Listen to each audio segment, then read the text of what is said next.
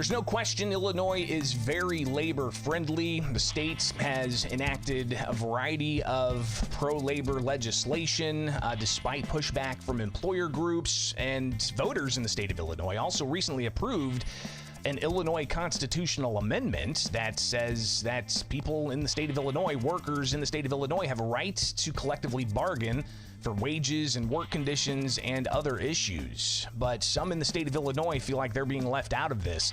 In particular, some staff that work for the Illinois General Assembly. I'm Greg Bishop. This is Illinois in Focus Daily. Be sure to like, subscribe, and hit that notification bell with America's Talking Network. Joining me right now is Brady Burden. He is with an association of legislative staffers, and he is suing Illinois House Speaker Welch's office over this issue. Brady, thanks for taking time with us this morning, and I want to get to it with kind of your general explanation for people who are just getting into this now, who have not heard any of the background, who don't understand how Amendment 1 works into this and what this lawsuit's all about. So if you could just, pretend you're in an elevator and you're telling somebody about this particular case. Oh, hold on, Brady, 1 second. I got you muted. That's my bad. Go ahead. You're on. Yeah, no problem. So if we're in an elevator and this is an elevator pitch, the first thing I'm doing, unfortunately, is hitting the emergency stop button because this is a long conversation. So basically, the Illinois Legislative Staff Association is a group of employees of the legislature that seeks to form a union and collectively bargain for wages and working conditions. Two important pieces of background go into play here.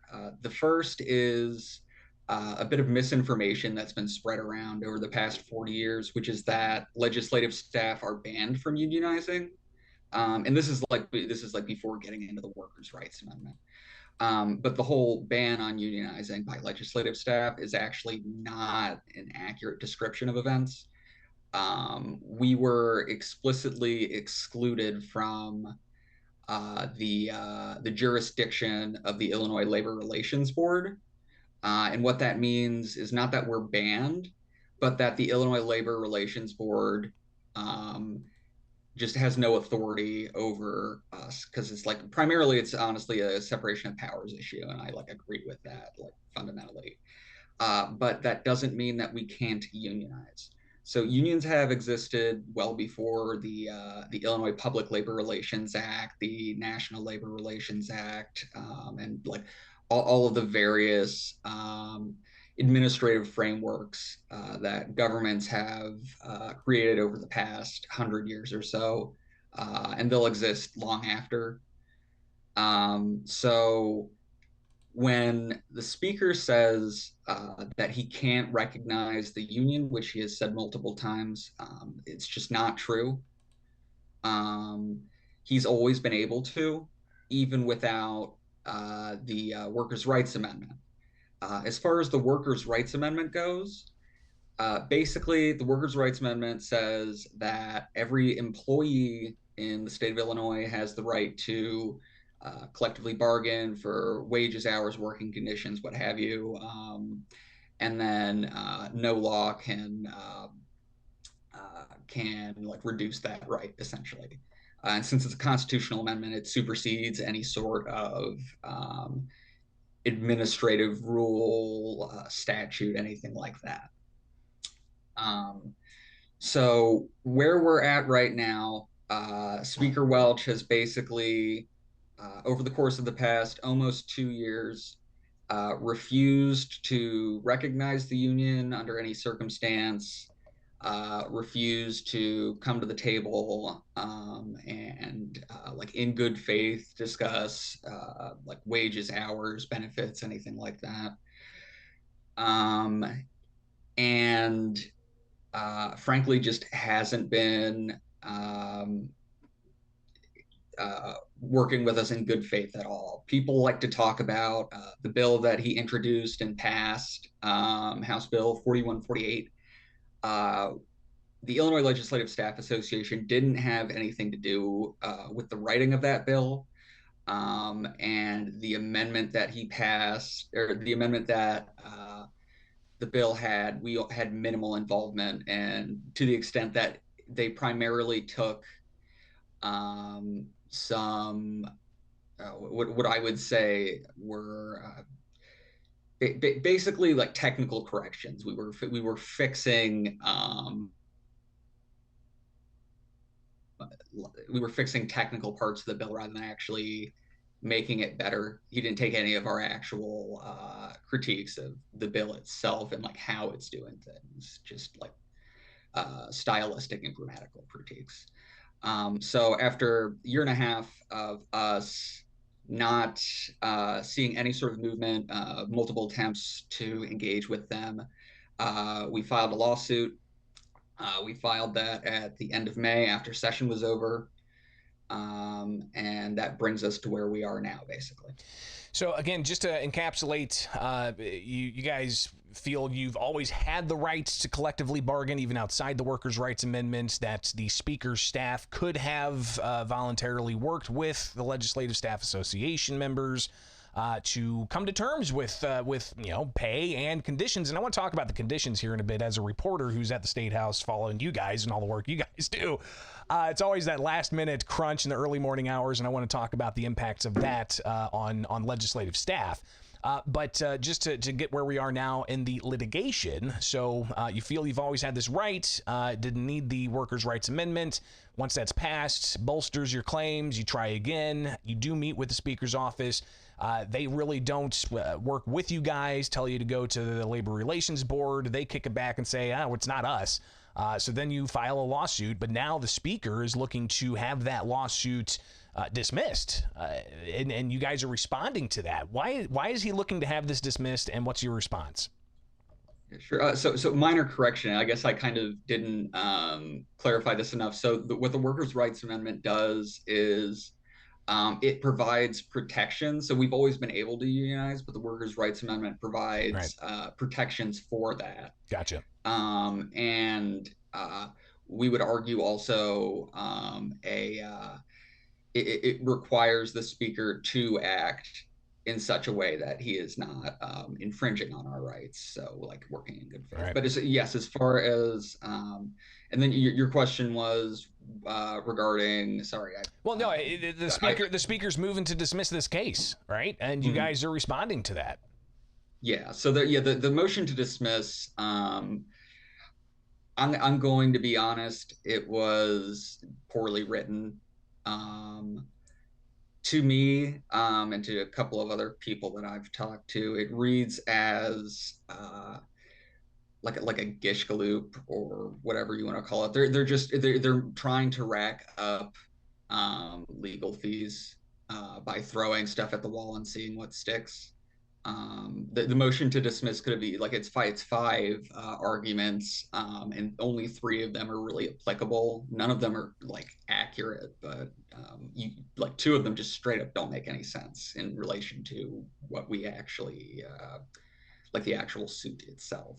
So you're, of course, filing responses to that in court. Talk a little bit about the timeline here. But I do want to, we're talking with Brady Burden with the Illinois Legislative Staff Association, looking to be recognized as a union by the Illinois House Speaker's office.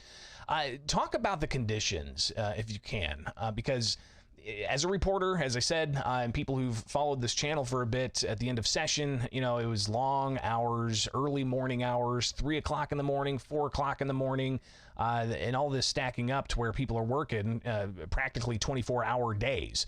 How does that bear down on you guys as the staff who got to be there from gavel in to gavel out and afterwards for all the perfunctory stuff? Well, first I would say, so I'm House Democratic staff, and I want to express some level of sympathy for House Republican staff. One moment, please. Sure. Yeah. We'll let him. I want to express some level of sympathy for House Republican staff because at certain periods of time, their job is harder than ours is, in the sense that we're working with stuff from like the very get-go, but they have to be reactive and respond to what we do after like things get filed. right? They don't Well, you have the always hear resources that we the do. complaints that the budget's filed, and then they have to be on the floor in 10 minutes to vote on it, and so on. I would push back on that because we hit like the past couple of years, the budget's actually been like available publicly for multiple days beforehand. If we can do it in, because like we get like maybe 4 or 5 versions of the budget. Sure. And it in the changes. course of, yeah, it changes. We have to verify everything, Right. every single page. We And get these like 4 or pages 5 for people versions. watching, I mean, we're talking thousands of pages they got to review, not just once, but then they got to re-review it when it's amended, and then look at the thousands plus pages again, and then so on as it gets amended. But when it comes to those long hours, I mean, is that part of what you guys are looking to try to restrain here in your lawsuit against the Illinois House speakers, to say, listen, we want working conditions that are within norms? Because working until, going in at 11 o'clock on one day in the morning, going all the way until 4 o'clock in the morning the next morning, that's got to be unhealthy, right? Greg, 11 o'clock. I come in at 8:15 at the latest during session. And that's right. if I don't have committee. You're right. Yeah, absolutely right. I stand corrected. So, yeah, no, you're fine. So, like, what I would say is, like, there's certain periods of time where the legislature does need to run late. I don't think we're ever going to have, like, a final day of session that isn't the day before, going all the way to 11:59 p.m. And then at 12:01, they start the next legislative, like, calendar day. And then we wrap things up, but that's just a matter of trying to get things taken care of in the quickest amount of time. But what I would say is, when you do have people pushing these 100-hour weeks for multiple weeks at a time, there are bound to be mistakes, and that's not really on the people that are overworked and underslept. It's in the end, it's up to the speaker how he wants to run the General Assembly. But from a good government standpoint, it doesn't really make a whole lot of sense to me personally.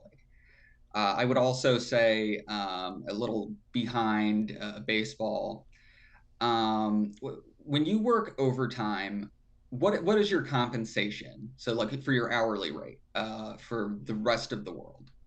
It's typically time and a half. Yeah, unless it's over a certain, and I'm not a labor expert at all, but if your salary over a certain level, then within means you can work more than 40 hours, I believe. But I don't know what the salary thresholds you guys are dealing with over there at the General Assembly.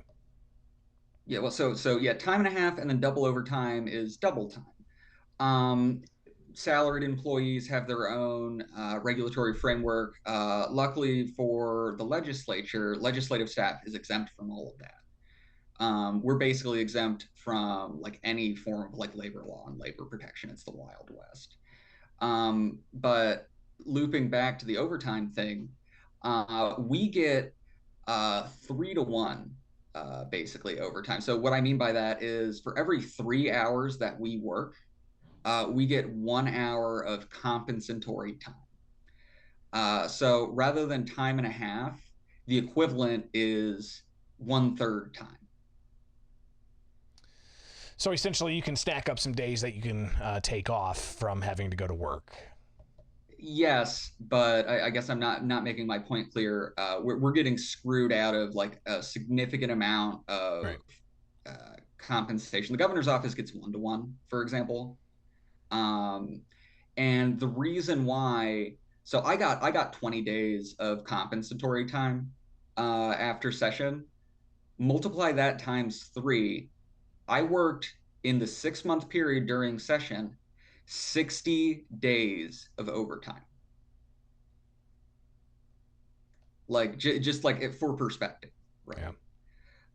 And I'm not even one of the, like, I work like a fair amount, but there are people that work more than I do. Sure. And that's just not sustainable.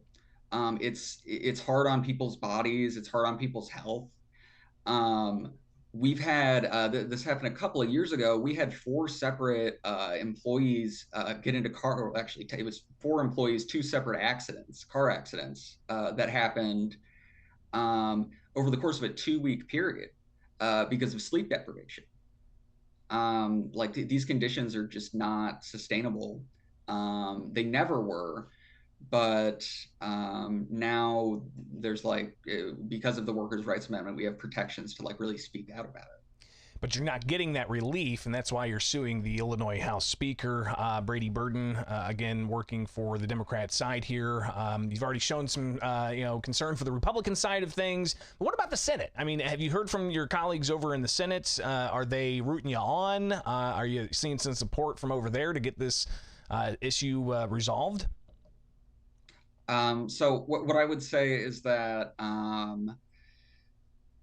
I'm not going to speak to the levels of support that we have in the House Republicans, Senate Democrats, or district staff, or any of the legislative support agencies. But what I will say is that I've had, not even we've had many people express support directly to us.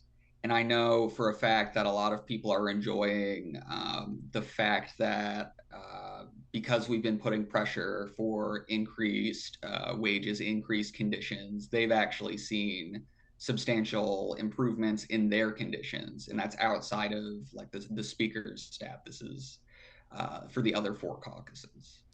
And then got a couple of other questions I do want to ask here. Are some of the concerns from the Speaker's office that if you guys were to have a union, you could possibly throw a logjam into the legislative process, right? I mean, like for instance, trying to restrict working at 3 o'clock in the morning. Does that put a logjam on these things? Well, I mean, what I would say if it is that if it's that important to the speaker's office that we have to work at 3 o'clock in the morning, that's something that they can bargain over. And like something that people have fear-mongered about a lot is the idea that, oh, well, what if they strike during the last day of session or whatever, right? I don't know if people are aware of this. We're at-will employees, and that goes both ways. They can fire us ostensibly for any reason, and we can also quit at any time for any reason. So, if anything, a contract is one of the few ways that you can guarantee that that won't happen.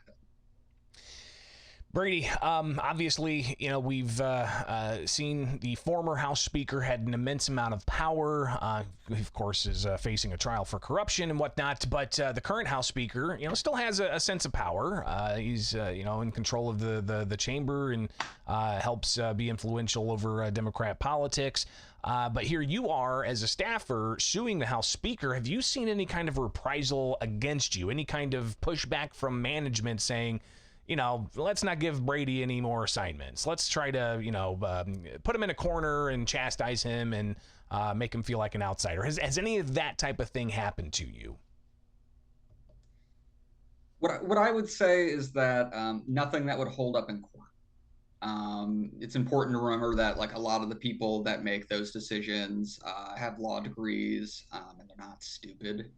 But the distaste is very clear.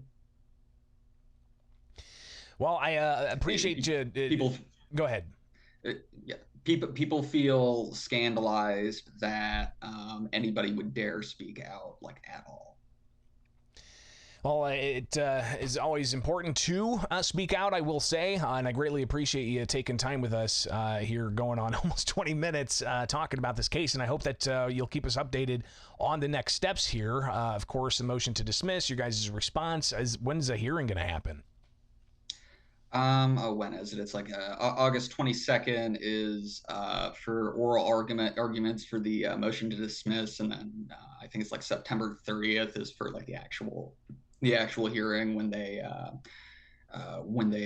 waive the motion to dismiss. Gotcha. All right. Well, Brady Burden, he is with the Illinois Legislative Staff Association. Greatly appreciate you taking the time with us here with Illinois in Focus. Sure thing. Have a good one. You too. All right. So again, we'll keep you updated on that case as it continues to unfold, and appreciate Brady taking the time to share his thoughts and where we're at in this case. It's rather fascinating, especially in a state like Illinois. All right. It is Illinois in Focus Daily. Join us live each and every weekday morning. And again, if you're having problems with the live stream, on occasion, it seems to just blip, so we'll make sure we get that technically figured out. But you can get the entirety of the podcast with no drops. Just search Illinois in Focus Daily, and also don't forget to check out the clips of the show after the program ends. We upload those separately so that you can watch that in its entirety as well. All right, have yourselves a wonderful rest of the Friday. It is Illinois in Focus Daily. I'm Greg Bishop. We'll see you back here next week for what could be another roller coaster of a week. Appreciate you guys here each and every weekday morning with Illinois in Focus Daily.